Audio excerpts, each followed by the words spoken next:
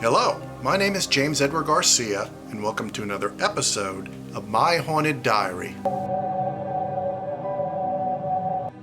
Here's part 2 of a 3-part episode series exploring and investigating the haunted history at the Hollywood Forever Cemetery. Oh, by the way, I am wearing my Hollywood Forever t-shirt.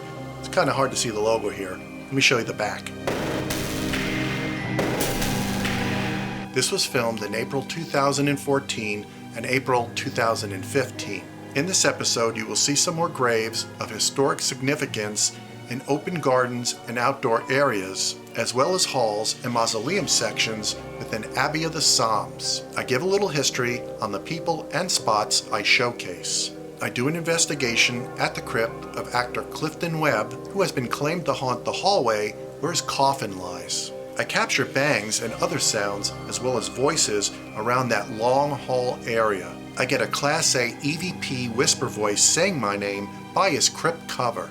One of the claims is hearing a whisper voice. I was able to validate the paranormal activity associated with this area. Some of the graves I visited were of Cecil B. DeMille, Tyrone Power, Fay Wray, John Huston, Benjamin Bugsy Siegel. Also from the Little Rascals, Carl Alfalfa Switzer and Darla Hood, where I capture sounds and voices in the mausoleum hallway area where she is entombed. You will also see an old live clip moment from a performance with a band I was in at CBGB's in New York City from back in 1993.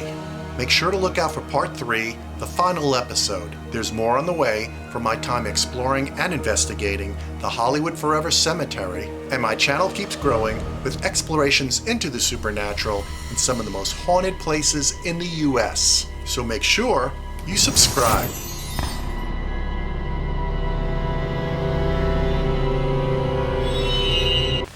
This is Cecil B. DeMille speaking to you from Hollywood. And it's just so windy that the audio is going to be horrible. It took me ever forever to find it because I was in a section I thought it was in, but it wasn't. Somebody had left a trinket here.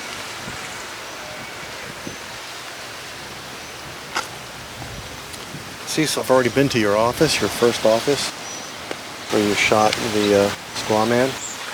I'm doing an investigation there tomorrow. See if I can contact you, or possibly your secretary who seems to hang out there that worked with you back in those days, way back when, 1914 to, I don't know, very early years of your film career. The very first film, silent film, and basically the pioneering days that led to Paramount Pictures and what became the Hollywood film industry. So I'm very happy to go to your barn and do some filming there tomorrow. Again. Just want to say hello. William Churchill DeMille. 1881. Wow. To 1959. I know you got to film The Ten Commandments as your last epic film, and had a heart attack during the making of that, and you still got back to working. That was your last film.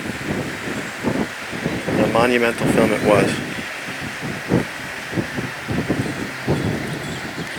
So I suppose then you were also a Mason, because I see that on your gravestone here, your tomb.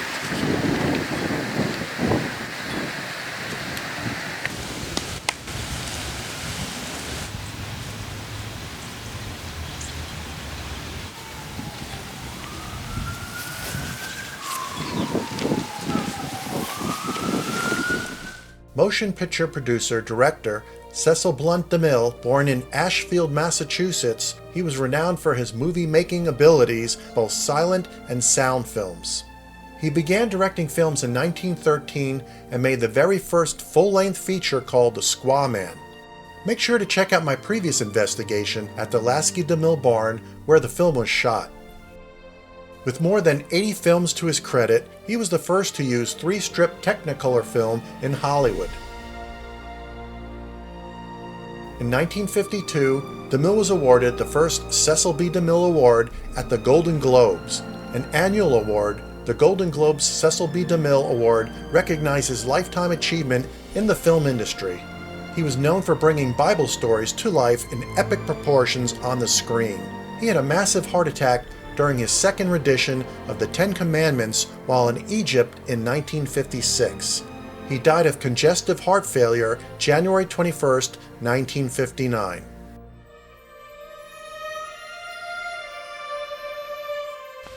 And by writers from Plutarch here to Shakespeare to Shaw, in drama, in song, in story. 4 great loves have been told over and over again. Romeo and Juliet, Samson and Delilah, Tristan and Isolde, Antony and Cleopatra. 2 of these I have brought to the screen. Who shall say which is the greatest love?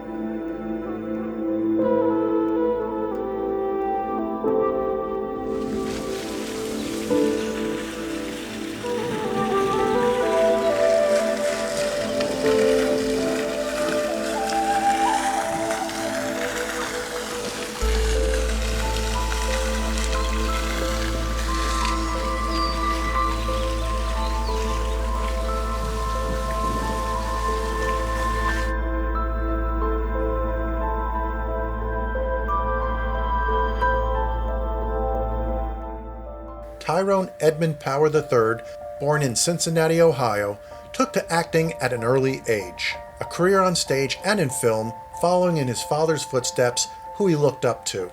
In the late 1930s through the 1940s, he would be one of the top male actors on the screen. His handsome looks made him as popular during those decades as Valentino was in the 1920s. He was one of the great actors of his time. During the filming of Solomon and Sheba, which he also produced in 1958, he collapsed while dueling with George Sanders and died of a heart attack before he got to the hospital. His scenes were reshot with the replacement star Yul Brynner in the role.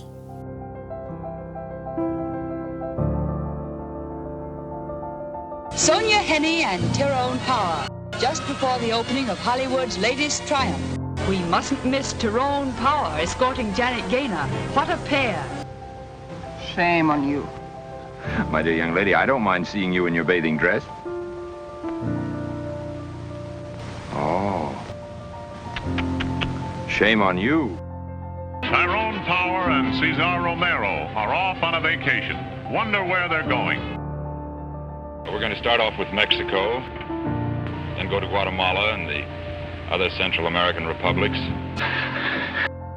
I needed that scratch to awaken me.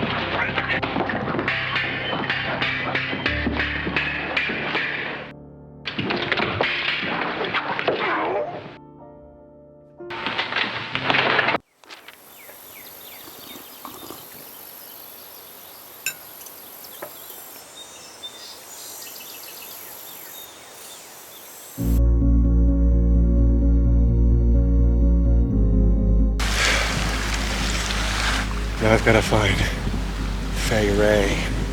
She's right around here. Where are you, Fay Wray?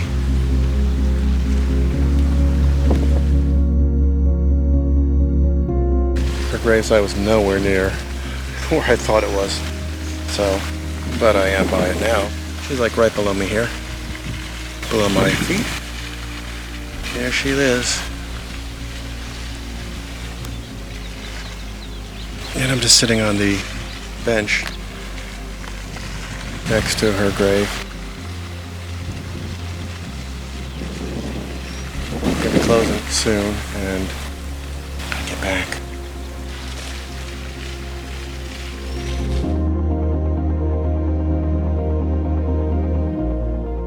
Born Vina Fay Wray in Alberta, Canada, she grew up in Los Angeles, where her beauty took her into a film career early on. She became noticed to audiences with her role in The Wedding March and continued to make westerns and branching into horror films such as Dr. X and The Vampire Bat. But she's best remembered for her role of Ann Darrow in the movie King Kong. In 2003, she was awarded the Legend in Film Award at the Palm Beach International Film Festival. She lived to the ripe age of 96. Yes, you make moving pictures in jungles and places. That's right. And I picked you for the lead in my next picture. Don't go to the camera. Let the camera come to you. We do have the most wonderful time. We just don't know what's going to happen the next minute, do we?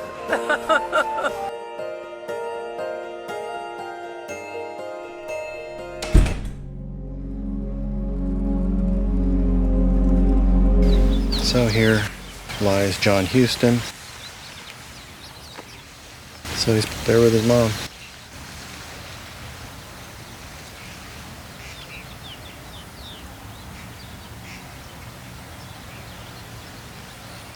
Yo, Johnny.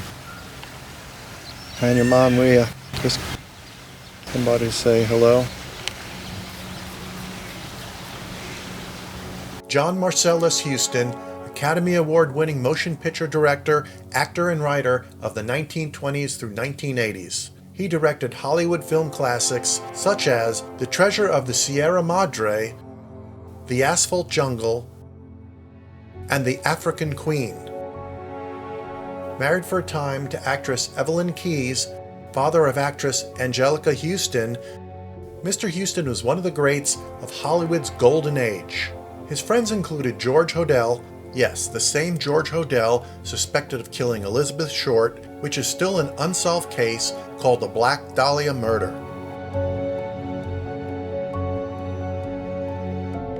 Orson Welles, and Ernest Hemingway. Humphrey Bogart was one of his best friends, and Huston delivered the eulogy at his funeral. A heavy smoker, Huston was diagnosed with emphysema in 1978. By the last year of his life, he could not breathe for more than 20 minutes without needing oxygen. He died on August 28, 1987, in his rented home in Middletown, Rhode Island, from pneumonia as a complication of lung disease 3 weeks after his 81st birthday. Huston is interred in the Hollywood Forever Cemetery with his mother. There was no sofa in the room, and so she got down on the floor and did it very well. I instantly said yes.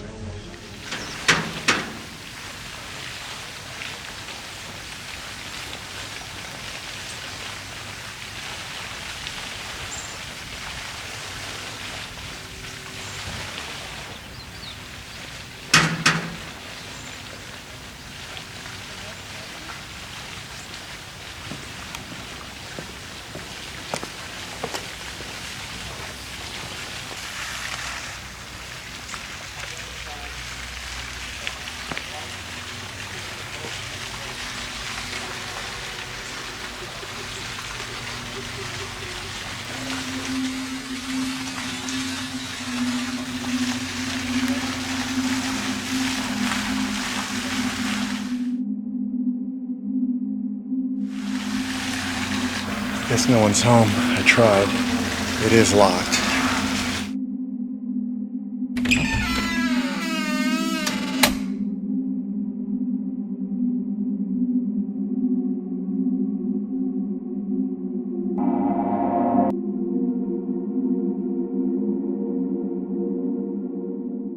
Philanthropist attorney William Andrews Clark Jr., the son of the copper magnate and U.S. Senator William Andrews Clark, he made his own fortune in mining speculation and had a successful legal practice in Los Angeles. A devotee of classical music, he founded the Los Angeles Philharmonic in 1919 and financed it himself until his death. The Clark family mausoleum, established in 1920 on an island in a man-made lake, is the most imposing memorial at Hollywood Forever Cemetery. A little interesting spot here. Look at that menacing looking crow.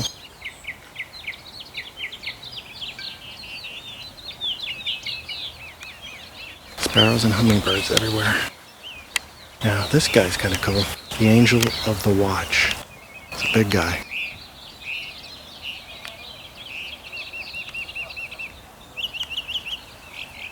He's taking notes. And he's watching. He's looking right at me. And right here, dedicated November 15th, 1911, to our martyred men.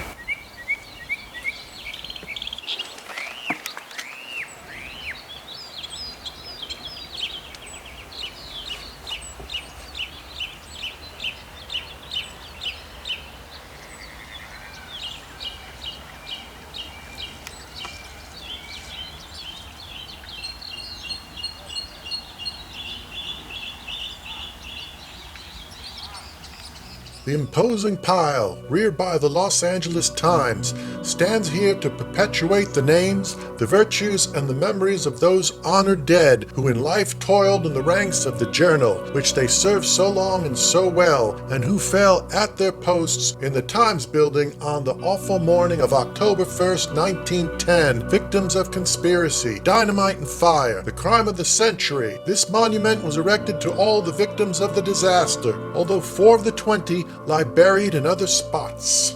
The plaque and monument in Hollywood Forever Cemetery commemorate the October 1st, 1910 bombing of the Los Angeles Times building by militant unionists who targeted the paper and its owner because of their uncompromising stance against organized labor. Indeed, the plaque uses the coded language of the era to refer to non-union shops as industrial independents and union workers as subject to industrial slavery.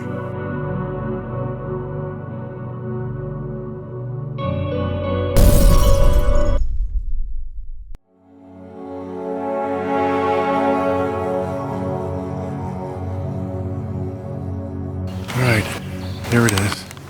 Abbey of the Psalms. Now we're going to have to figure out. Clifton Webb, I think, would be first. Sanctuary of Peace. And G, which is probably right here. It's probably not even inside that hallway of that Abbey. He's probably in here. So, let's go find him.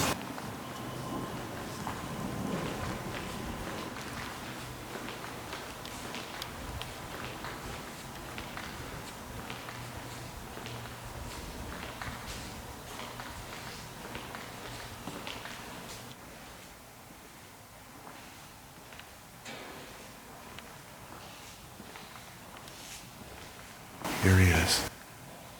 Clifton Webb. Supposedly haunts this place. They hear sounds, shadows and stuff. Now, I know this supposedly moves. It's not moving now. They must have fixed it. Interesting. This moves. Yo, Clifton. You don't mind me playing with your flower vases, do you?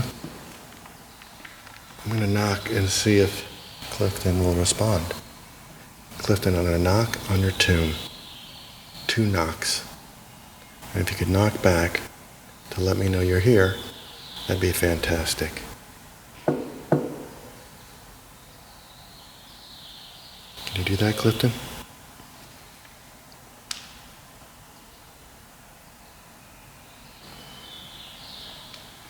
I enjoyed your films. I enjoyed your acting. Take a couple pictures here. Let's see the Put the number to identify it, 2350. So if people are looking to see his crypt, they can find it. I'm going to take out my audio recorder.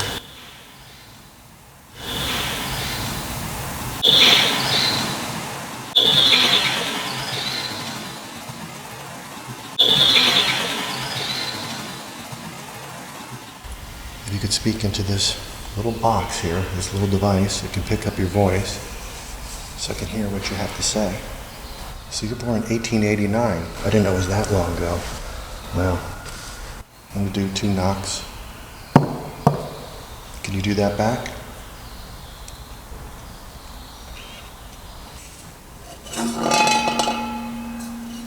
One of the flower vases for Clifton Webb. And there is stuff on the bottom here. What is that? It looks like your styrofoam, maybe. Yeah, there is. This one? This one really doesn't have it, so. Anyway. I'm going to call you spirit because you're no longer in your physical body. You've passed on. I'm assuming you know that. Life is fleeting, it's very short, and it can be taken from you quickly. I'm told you like to hang out here. For some reason? Who knows? Maybe some like the fact that people come to visit their physicalness. Feel that you're remembered that way. With a physical person. I'm getting that knock sound. Nobody here, so that was interesting. Was that you, Clifton? Did you just make that knock? Could you do that again? A lot of birds in the distance. Come on, Clifton. Do a little drumming. Ooh, that was loud. That was closer to me now. Who is that? Who's making the knocking sound? Can you do that again? I appreciate that. It's cool. I like that.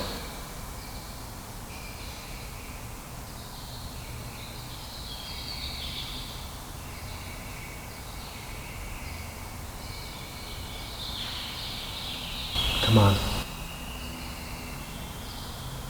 I find it very exciting that you can communicate at all.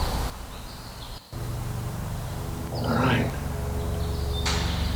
Again, thank you. Bangs. It looks like lipstick. Right there. Really faint.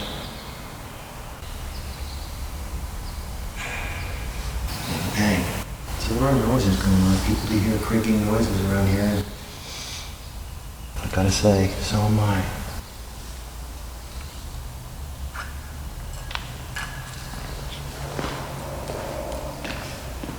Still got my audio recorder on his crypt. Clifton, you can show yourself. In any way, you can be on film again, just like the old days.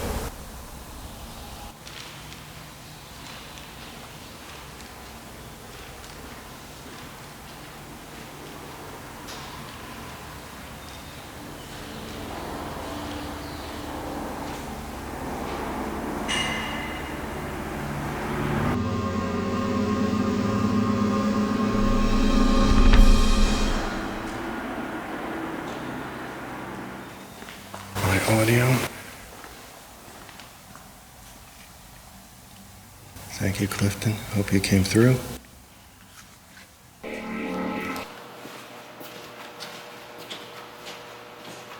Spirits, speak up.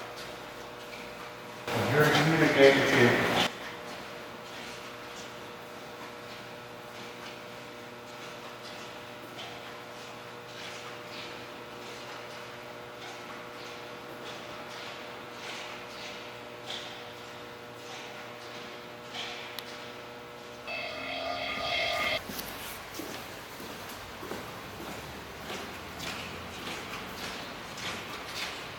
Clifton, you down here? Mr. Webb? Would you like to make footprints down? Okay, so we're walking over to Clifton Webb's his crypt here in the mausoleum.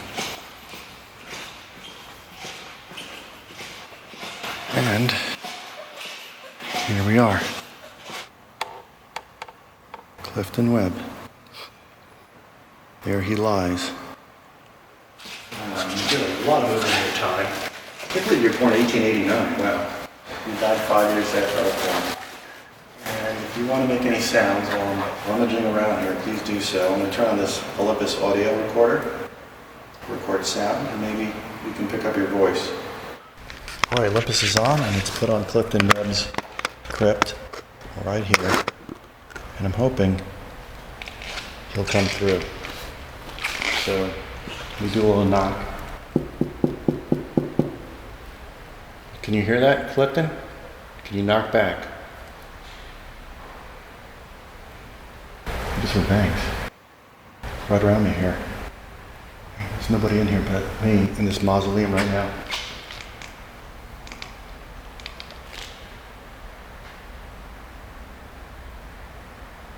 Can you whisper or make some sound and take out my millimeter? See if I can get him to communicate with this through EMF. Okay, this is another device. It can't harm you in any way, Clifton. All this fancy gear way after your time. So, okay, I started an EMF bubble around me here. You get by it, this is what happens. Lights light up, it makes that sound. So I'm hoping that you can do that. We'll go around your crypt, see if anything happens here. If you're hanging out by your grave, you see like the attention after leaving this body of yours behind. What do you play, Mr. Belvedere? We're known for that. Another bang by here. But I mean, I saw you in a lot of other movies you're great in. Clifton, try to another bang. It's just like footsteps. Shuffling kind of movement. In the distance over this way.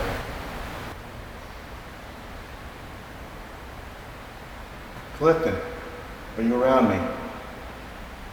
You get this thing to make a sound by coming around here. I said it won't harm you.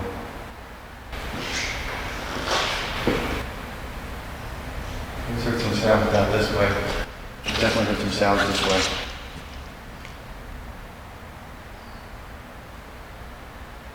You like to walk the halls here along this mausoleum corridor?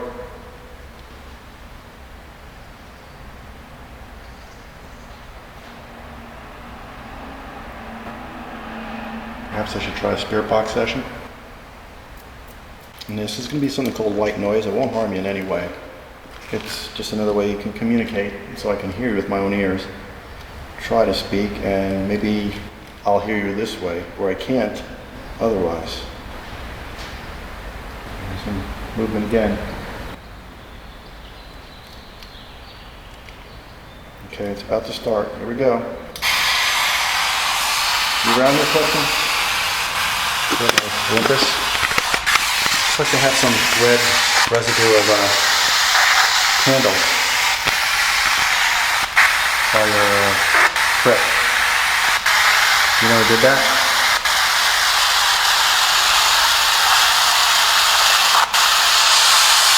Clifton, my name is James. I know your name, but you say it.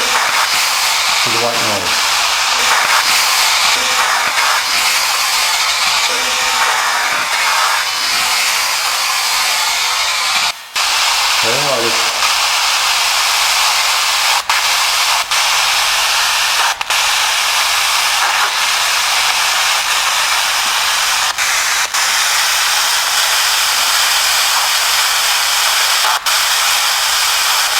Here, Clifton. I mean, it's been a long time.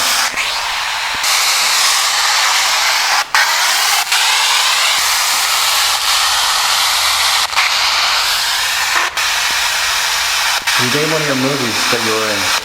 One of the movies you were in, Clifton?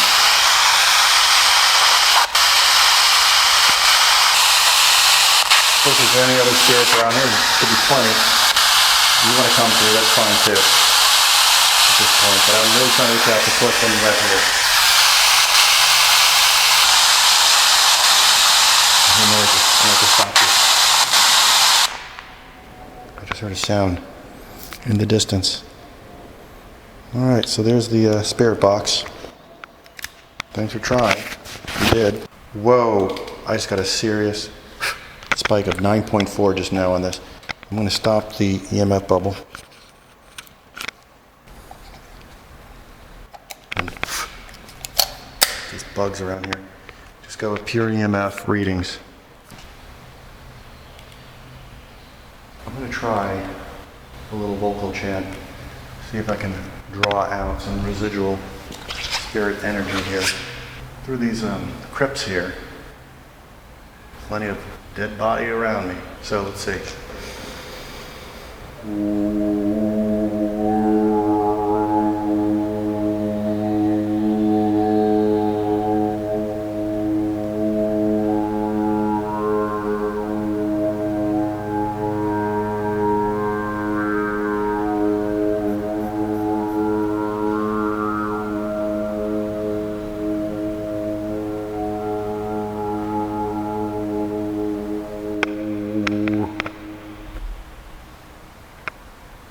I'm calling the spirit of Clifton Webb to come forth.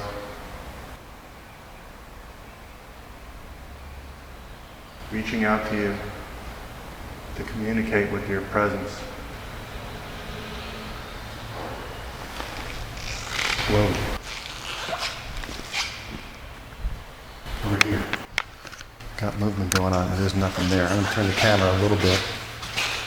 What's happening right over here? You can kind of see that there anyway, but a little more. Right bang over here. I'm going to put this back into EMF bubble mode. I'm going to walk around with my Olympus going and recording audio.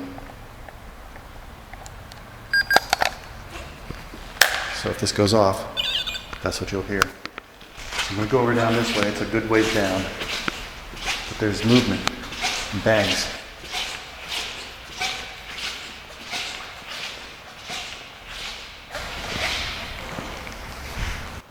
I hear it back there, some bangs.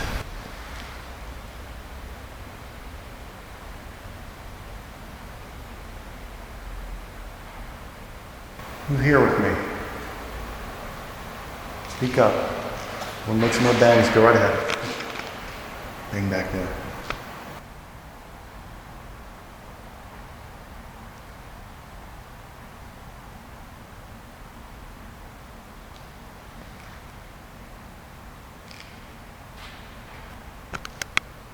Back over there. Maybe Clifton's back over there is waiting for me to move away.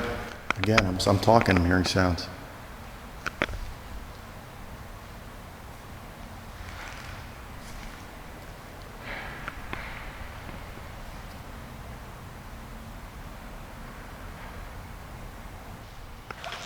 So the sounds over here, there's sounds over closer to the camera area. Is that you, Clifton?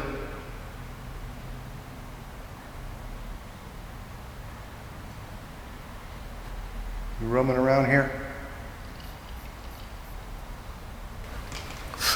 There's bugs, flies coming after me. Get away. Go. I'm hearing bangs too. Go.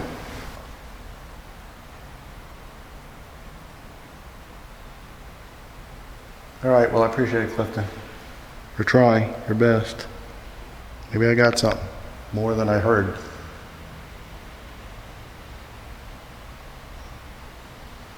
Okay.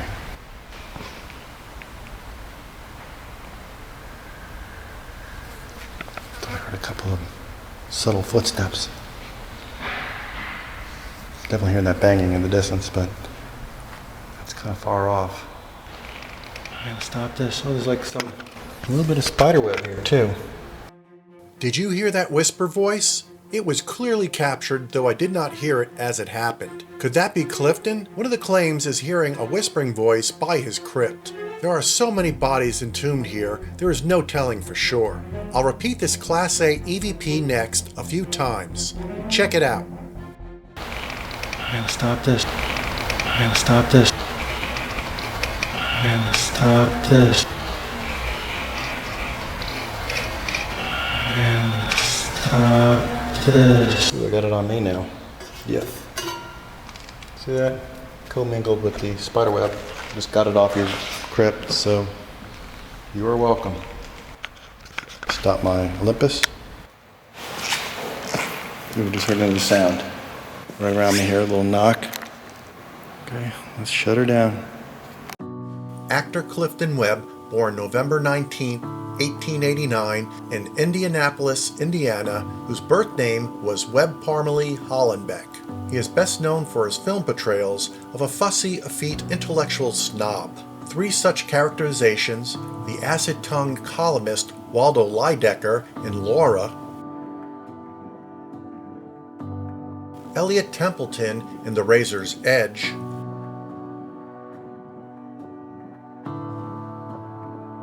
and the unlikely babysitter Mr. Belvedere in Sitting Pretty, which earned him Academy Award nominations. He never married and lived with his mother until her death in 1960. Clifton Webb died of a heart attack on October 13, 1966, in Beverly Hills, California, at the age of 76.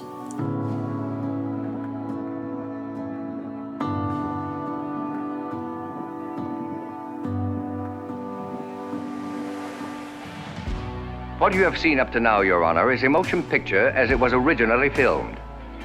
What you will see next is a continuation of the same picture, deliberately altered for television, thereby turning me into the world's foremost nincompoop.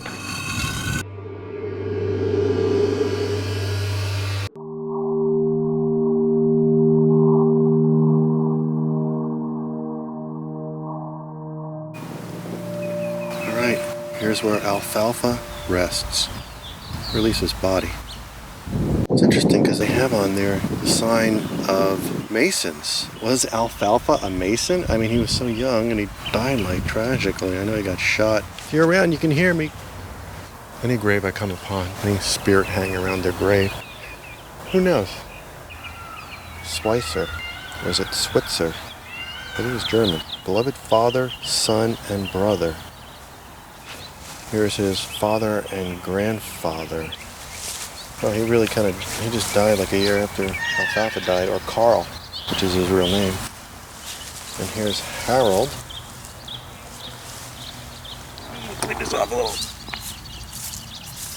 In memory of Harold F. Switzer, 1925 to 1967. That's got to be his brother.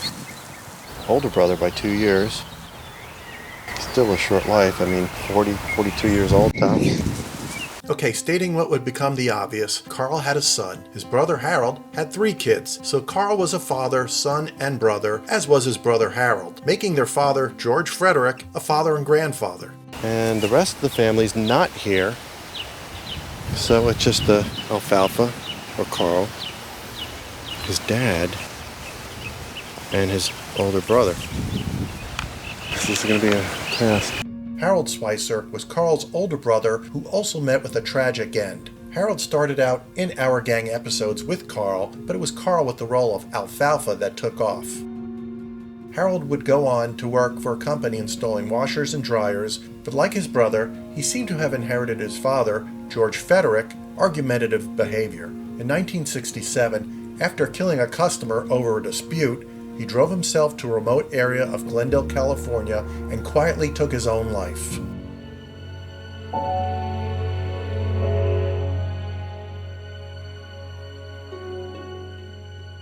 gonna go visit Darla now.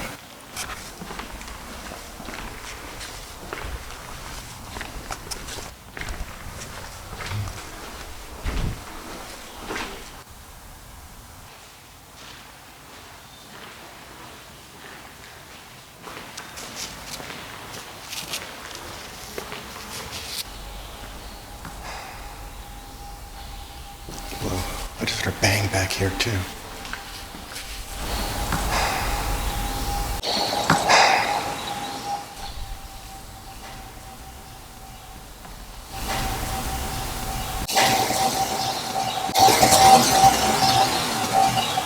I'm gonna stop my camera for a second so I can figure out where the heck Darla is here. There's another bang back there. Jeez.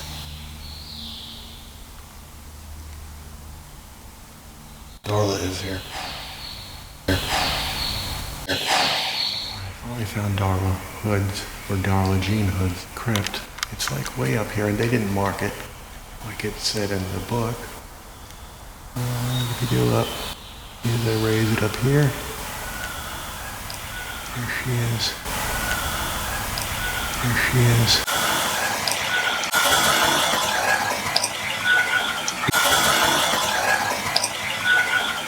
Darla, can you hear me?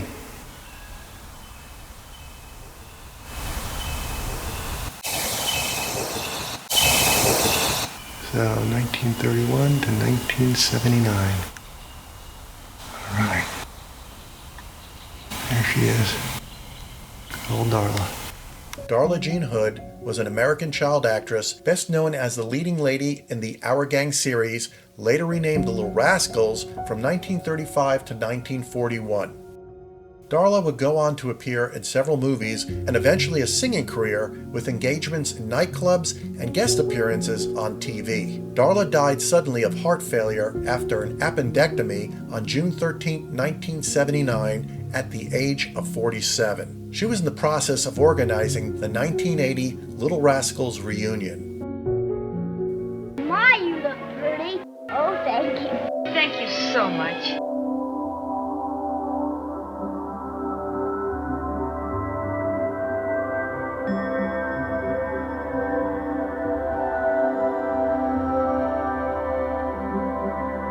I thought that when people died, their eyes closed, as in sleep.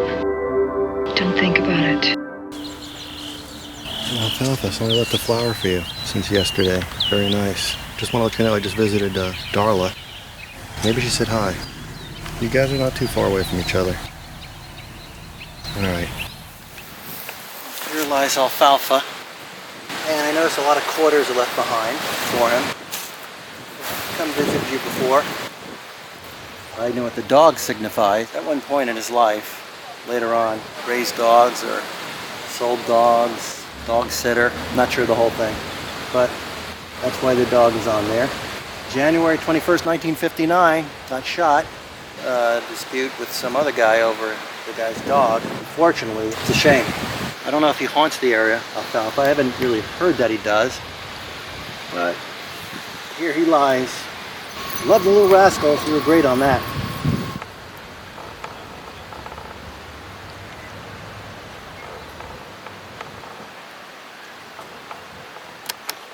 Wanted to see the Mason sign. And the doggy. Carl Dean Switzer, whose parents were of Scottish and German ancestry, was known as Alfalfa in the Little Rascals. He was one of the most popular and liked members of Our Gang. Though he was a lovable character to TV audiences, he had a mischievous dark side off camera, playing dangerous pranks on the set to his Little Rascal co-stars. He did manage to get small roles in movies off and on after the TV series came to an end. He was called Alfie by friends and in film parts later. He even had a cameo appearance in the Christmas movie It's a Wonderful Life. Carl always seemed promising on screen, but never got that big break. He was no stranger when it came to getting into trouble. In January 1958, Switzer was getting into his car in front of a bar when a bullet smashed through the window and struck him in the upper right arm. The gunman was never caught. Later that December, Switzer was arrested in Sequoia National Forest for cutting down 15 pine trees and sentenced to 1 year probation. One of the things Carl loved to do was breed and train dogs. On the evening of January 21st, 1959, after heavy drinking with his friend John Piott, they decided to go to the house of Bud Stilts and demand he pay the $50 reward for Bud's own dog that Carl had lost while training the dog and then found it again. There are varied stories as to what exactly happened, but Bud ended up shooting Carl in the stomach in self-defense. Carl allegedly threatened to kill Bud with a switchblade. Carl died on the way to the hospital from the gunshot. The jury ruled the death as a justifiable homicide.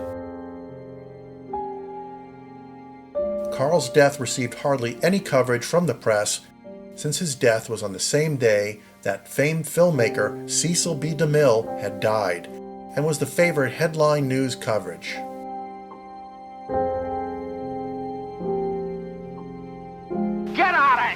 you've been eating onions. Well, would you like to come up and see it sometime? I can see it now, screwed into your neck. Solid bone and ugly. You I could like. I'm telling you guys, this joint is haunted, and we better get out of here while we're still breathing. Bone.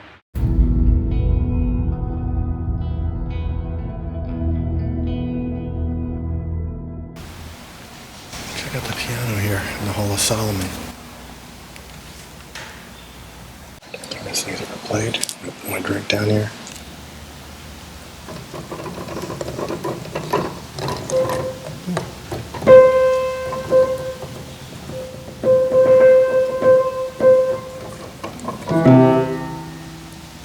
How often is that played inside the Hall of Solomon? Probably not very often.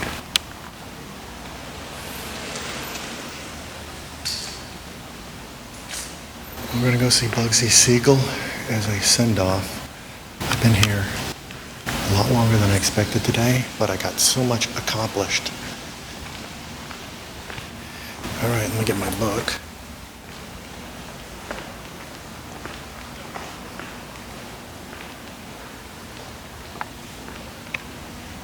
Down here.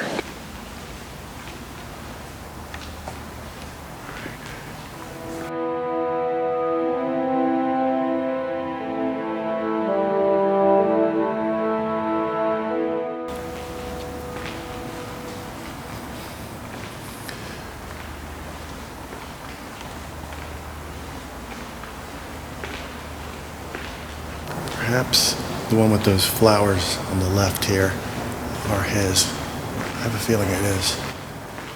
And I am right. There he is.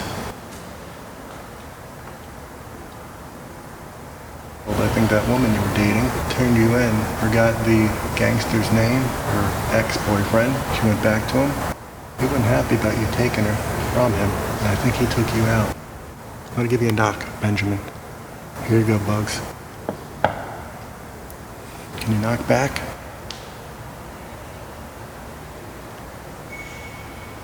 You're a tough guy. If you don't like it, acknowledge by knocking back and I'll stop.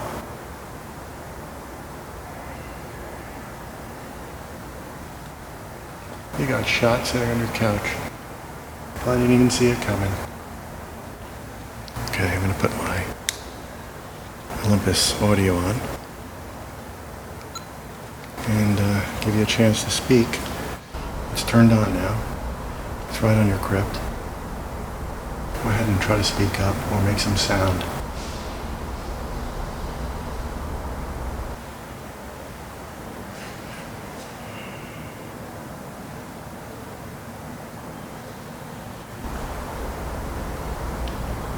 These halls are very, very long.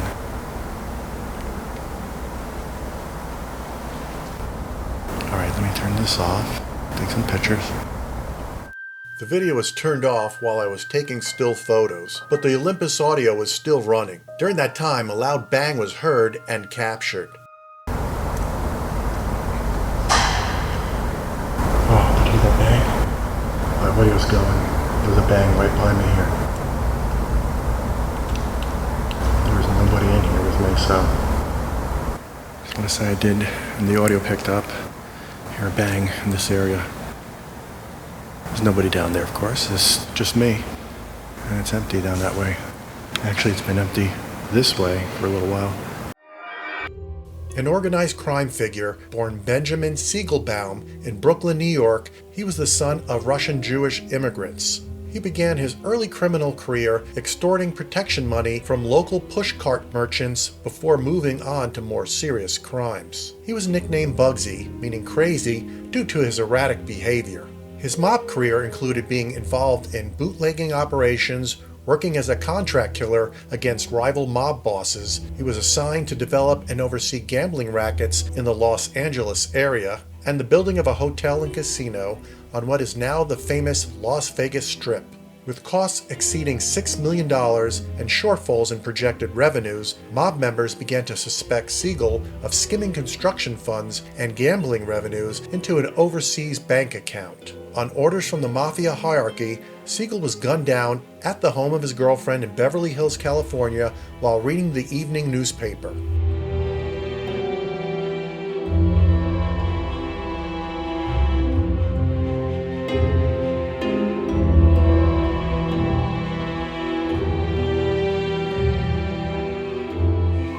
I could have gone to see that Christian Death guy.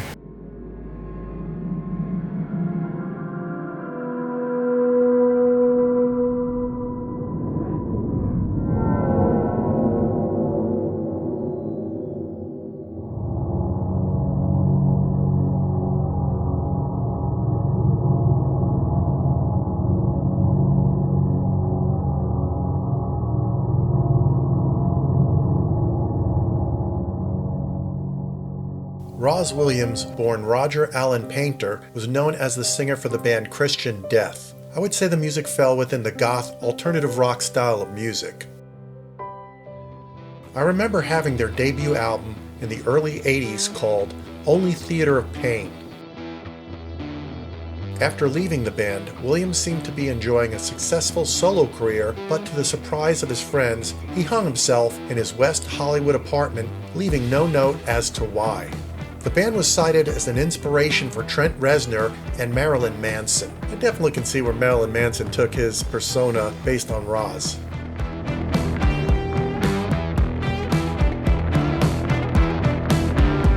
I can't help but thinking of a band I was in the late 1980s called Scraping Teeth that played in Miami, Florida. I remember playing in the same club with Marilyn Manson and the Spooky Kids. One time their guitarist played on stage with us. I played drums and screaming vocals.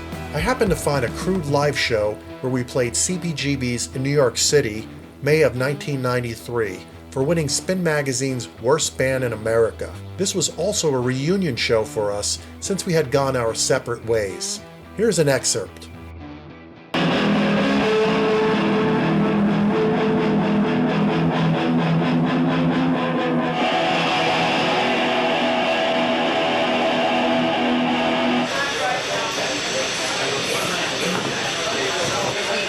Okay, without further ado, I know we all have waited for this for a long time.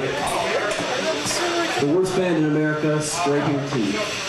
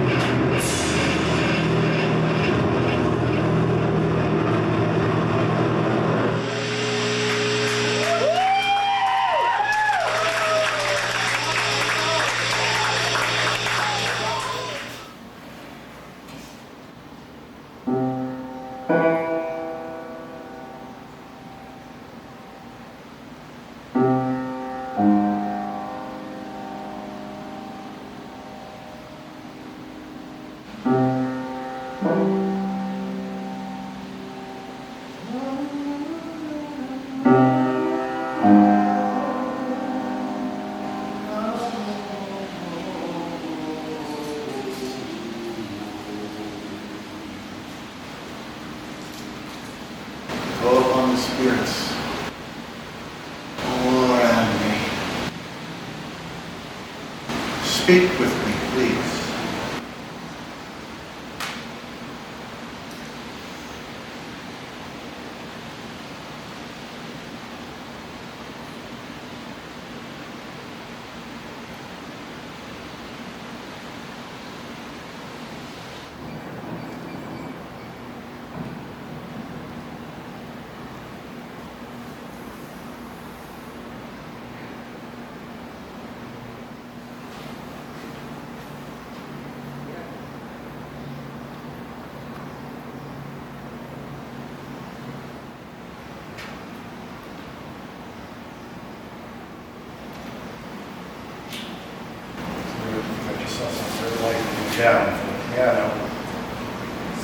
trying to stand by the piano, sit by there?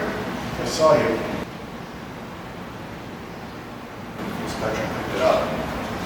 Seemed like some kind of misty apparition showing up over there.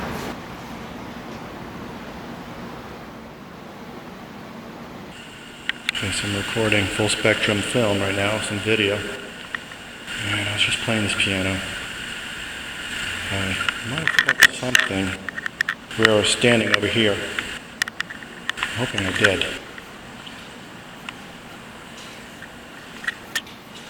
There's my camera, video, filming. So any spirits around here that should show themselves. And I could record you on film, that would be wonderful.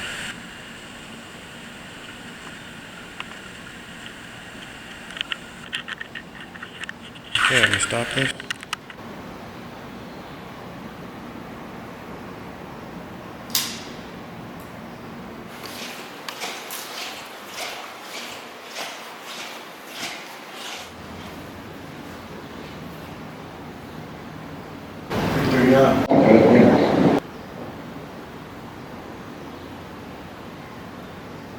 Victor Young was a composer who spent most of his career at Paramount Studios in Hollywood, where he scored, arranged, or wrote songs for over 250 films, including several Cecil B. DeMille epics. He wrote one of my mom's favorite songs, Stella by Starlight, which was featured in the great supernatural movie The Uninvited.